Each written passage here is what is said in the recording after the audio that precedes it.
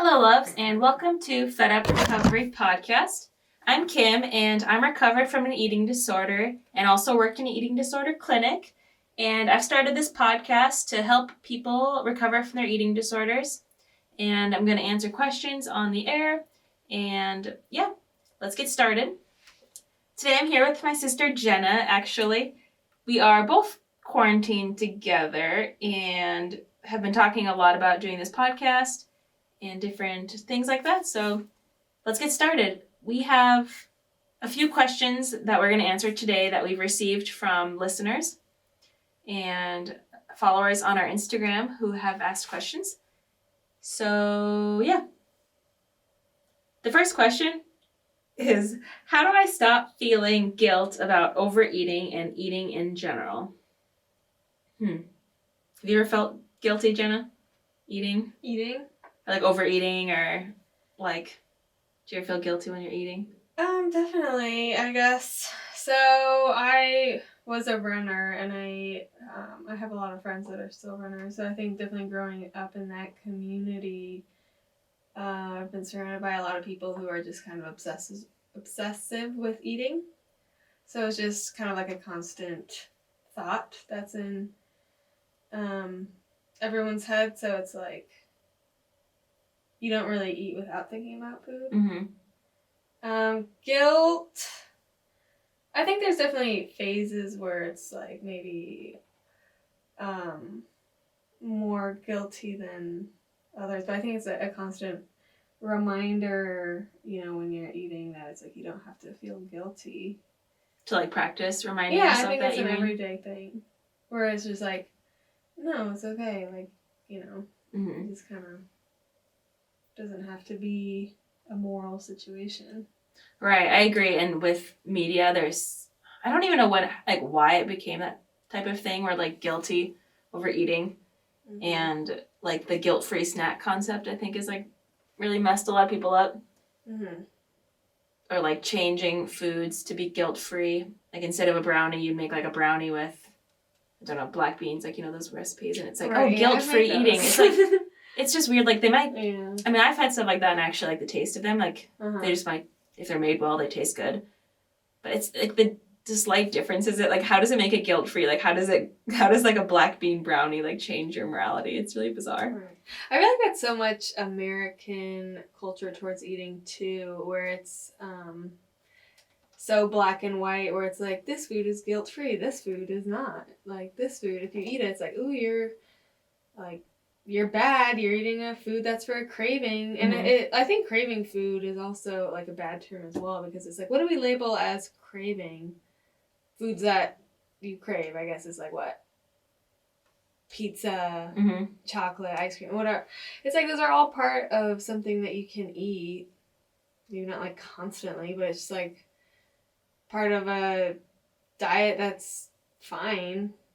If you have some and whatever, it doesn't have to be like, oh, you're so bad, you just eat some ice cream. It's like, no, I just want some ice cream. It's fine.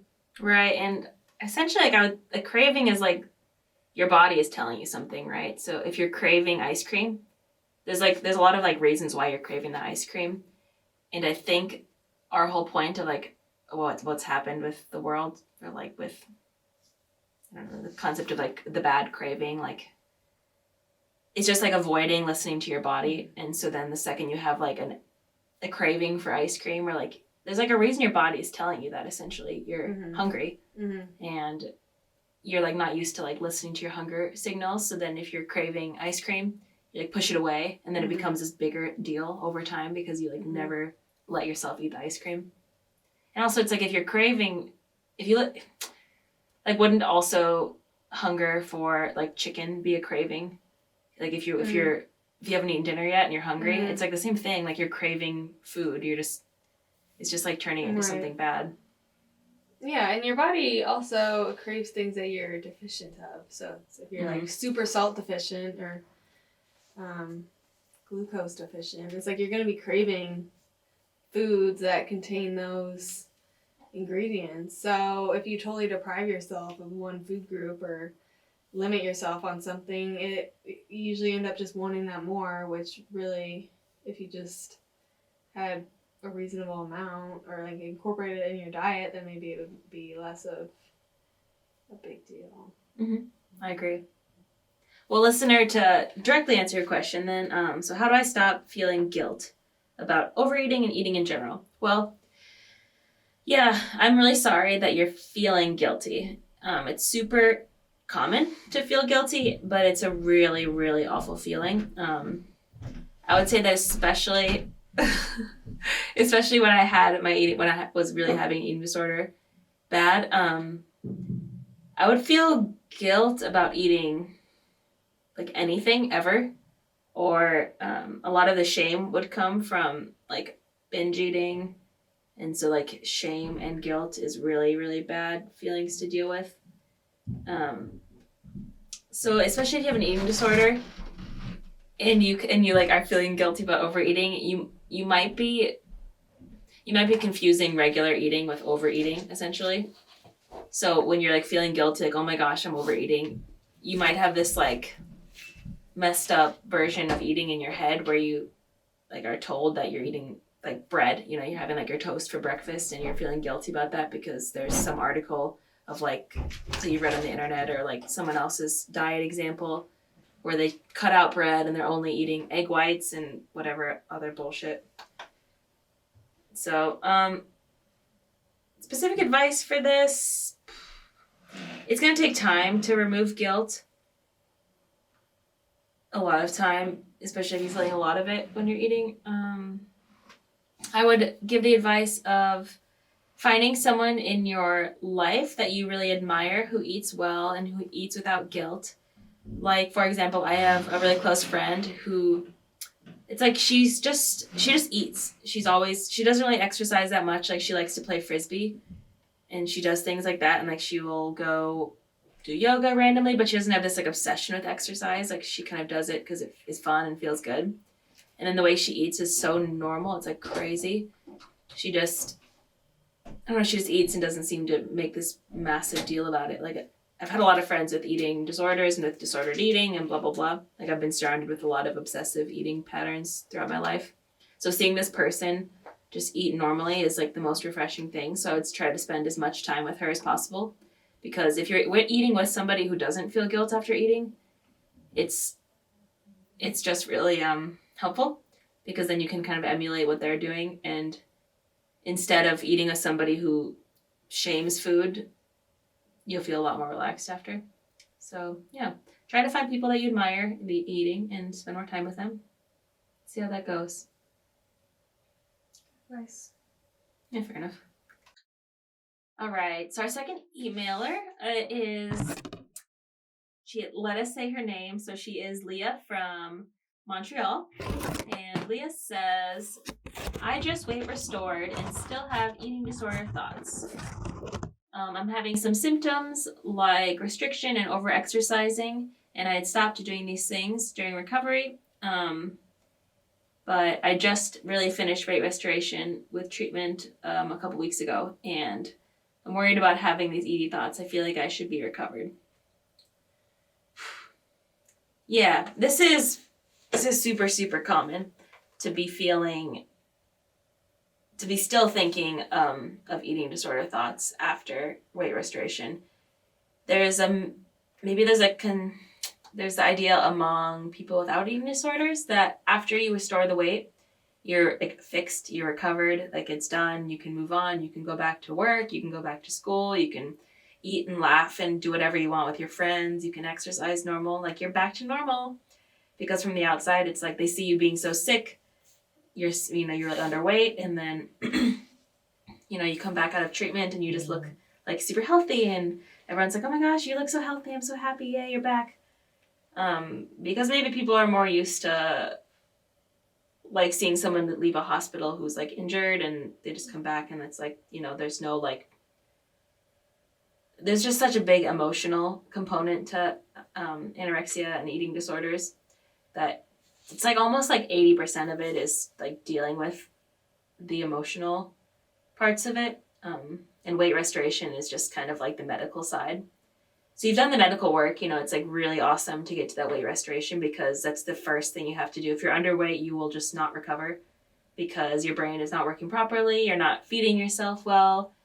Like if you haven't been eating right, your brain is just not working to its best extent, so you're not able to process, what you need. But now, of course, like you're dealing with body image changes, and it's not easy to accept immediately the body that you have now. It's like strange, but like you worked so hard essentially to get down to that low weight, and so just to be like giving up all that work, like it's a weird way to put it, but like yeah, you've like, it's like doing something for a really long time. You spent so much time and so much mental energy getting down to this low weight, and then you're just supposed to be like, okay, get it all back and then be fine. Like no, it's like there's like a grieving process that you have to go through of letting go of that thin body and that thin idea. So it's going to take a lot of time. I really recommend if you have a treatment team, like if you were in a treatment facility, you didn't say whether or not you were, or if you just kind of did it on your own. If you're still with your treatment team, like stick with them as long as possible, as long as like your insurance will take it. Stay with a therapist, keep seeing a nutritionist, keep talking to your support people about what you're going through. It can really help a lot to just say like, if one day you wake up and you're just like, I just cannot stand being in my body, just to tell somebody close to you, just be like, yeah, say exactly that. They don't have to like fix it. They're not going to fix it. They're not going to make your body problems go away, your anxieties go away. But like just having somebody else kind of like help you carry that and help you sit with that is going to help a lot. Also, just really stick to your meal plan. Whatever you do, do not start to restrict again. It's really likely that if you start to restrict again after weight restoration, you will start to binge eat maybe. And because like that's kind of the cycle is like if you go back to restriction and your body's already used to kind of eating again, you'll go back into binging. So it'll be this like binge restriction cycle, and it'll make your recovery so much faster, and it'll make like the emotional part of changing body image so much faster if you can just stick to your meal plan as long as possible. And yeah, keep getting help. Good luck. I believe in you.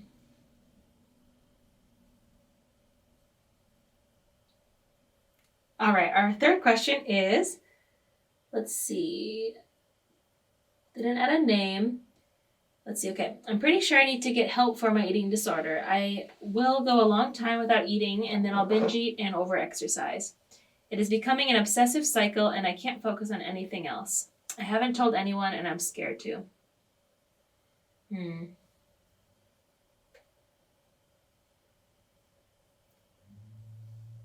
I feel like a lot of people go through this. Mm-hmm. Yeah. Yeah, I feel like a lot of people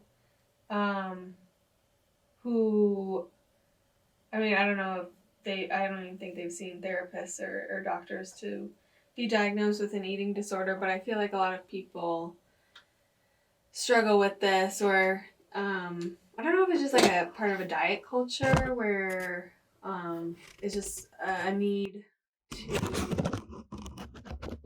feel like you should always be dieting, or you should always be like you're just never there, or like wherever that is. You can never reach the goal point, or right. You're it's never like, good enough. Oh, you're not trying to look better, or like you're not trying to lose weight. Like, what are you doing? I feel like our society's goal, it's like always try to lose weight. Like that's the goal, where it's not like, try to be like what your body weight should be, whatever that is. I mean, because it's so different for everyone. So I feel like a lot of people my age, like in their 20s, are so convinced from like media mostly and people around them that they should be trying to lose weight, and they should be trying to exercise as much as possible and stuff like that. Yeah. It's kind of like that idea that if you're not improving, you're getting worse. Right, yeah, like exactly.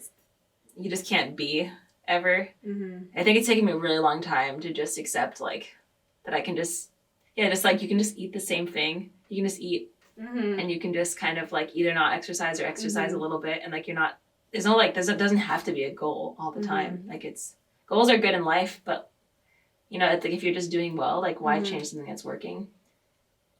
So So how would, but to someone who is more on an eating, like more towards an eating disorder, obviously, this person would have to talk to a therapist or a dietitian or a doctor to, you know, be diagnosed. But to someone who does feel like they just are constantly restricting, constantly exercising, what could you even say that would kind of help even?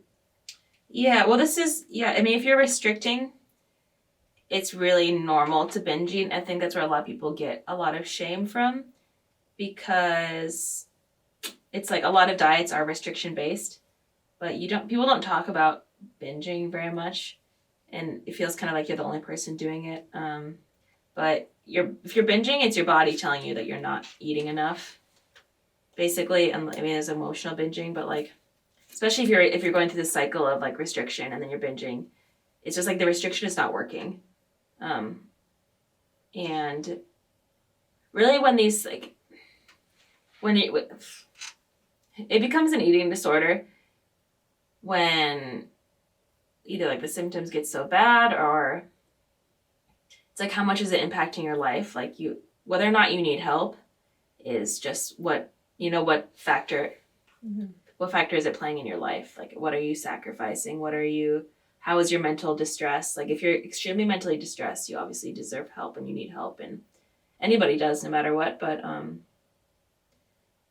it sounds like you need help. Obviously you're reaching out, and which is awesome. You're reaching out to me, and that's a good step. It's a really good step. I think it took me a long time to find any eating disorder community at all, and it's really hard to tell somebody that you have an eating disorder and that you're not doing well, especially with the binging. I think like it sounds like that's one of the things you're probably having the hardest time with, and the over exercising.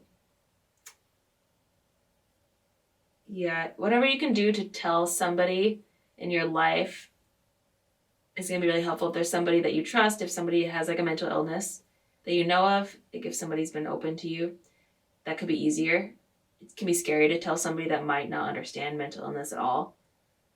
I can help you if you want to keep emailing with me. If there's an eating disorder center I can help you find close to you, if you're an adult and you can help find treatment yourself, I'm happy to do that. But yeah, just find help. It's really hard to break this cycle, and there's probably a lot of other insecurities and things going into it that you might need some therapy for. And there's nothing wrong with that at all.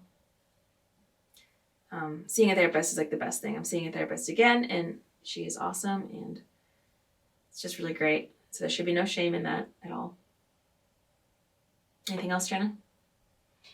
Yeah, I guess my question would be, at what point do you think, like, I feel like it's hard sometimes for people to understand if it's like, oh, this is just normal. This is, like, I should just be, Like they don't have it. Versus like, problems. oh, yeah, like thinking you don't maybe have an eating disorder if you do. Mm-hmm. And it's like, when do you know if you should seek help or go into a treatment center or, yeah, and like what level of help you need? How do you navigate that?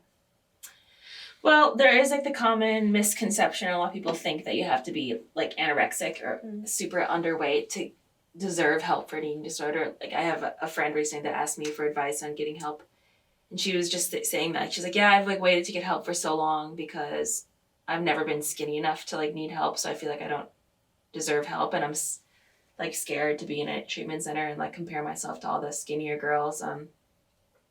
But trust me, like eating disorders affect everybody, every size. It's not just, you can be anorexic and be like essentially overweight, but it's just like it's defined more by the amount of restriction that you're doing because your body's being harmed by it.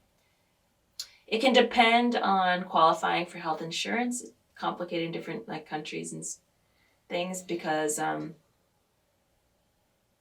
there's kind of like guidelines on what makes an eating disorder. But essentially, if you're under distress, by anything, just go get help. And especially calling an eating disorder clinic, there's like all the clinics will have lines and they'll give you an evaluation. and they'll tell you what you would qualify for and what you would need for help. And that's a good way to get started. Well, thank you guys for joining us today for this first episode. They can only go up from here. So I'm really excited to get going down this journey of podcasting. I love podcasts, and I think it's going to be really fun to do my own, and I'm excited to hear from everybody. Find us on Instagram. We're at Fed Up Recovery. Just directly DM the account, and we will respond to your inquiries. It's a good way to go. All right. Take care of yourself, loves. And I'll see you next time. Bye. Thank you. Bye.